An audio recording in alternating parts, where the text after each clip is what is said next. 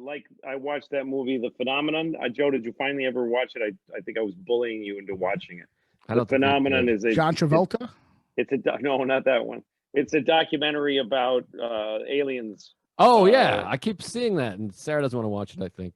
It's a crazy thing because I'm a very skeptical person, and also I get bored by crazy ideas like that.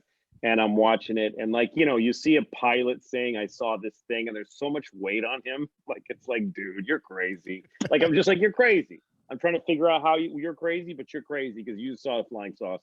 And he's like, I saw it. And they keep going, and I go, midway through the movie, I'm like, Jesus Christ, it's true. This is all true. This is 100% true. And it made me feel good. At the end of that movie, I believed, and I'm down to about 80% just from like forgetting a lot of it. But I was like 100%. They've been flying saucers visiting here as long as we've been seeing them, and it made me feel good because I thought like somebody is going to step in if we get too fucked. I know it already looks like they could have like 2 years ago, but like there's. Oh, they didn't step in for the Holocaust. They're anti-Semitic. What's that? They're anti-Semitic. They're like that. That's nothing. Holocaust. That's nothing compared to what we could do. Compared to what we could do to ourselves, and it may not even be that they're interested in helping us, but there's somebody else there who's got their shit together a little tiny bit more than we do. Somehow, in a weird, abstract way, that makes me feel a childish safety. Well, it's not like based in logic. Kind of like a belief in God in a way, or if it feels that belief. A little bit. I always thought it'd be a cool movie, like in Close Encounters where he sees the UFOs and he gets obsessed. I always thought it'd be a cool movie if someone saw a bunch of UFOs and told a bunch of people and they didn't really care. And so he just went on with his life. And that's the whole movie. Like, right. Instead of it ruins his life. Yeah. It doesn't ruin his life. He just, no one cares. Well, fuck it. I'll just keep on going. They talked to this. There's these two schools where flying saucers landed, and they got out and looked at the kids. Got really close to them, and they're different times in history. One was like in the 90s, and one was way before that. And when it happened, there was these huge news stories, and the kids drew pictures, and they show you footage of the news stories from way back then. And then and you see the little kids going, "He looked at me. He had big eyes," and they talk about it. And you look at the kids, you go like, they're all lying? That's weird.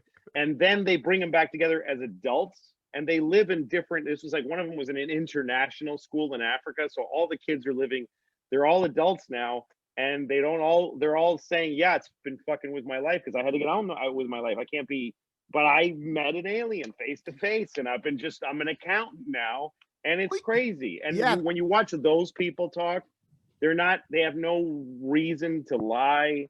You go, fuck, that feels fucking real. I think that's, or at least it's interesting. You should see the movie. I think that's fascinating because life still moves on.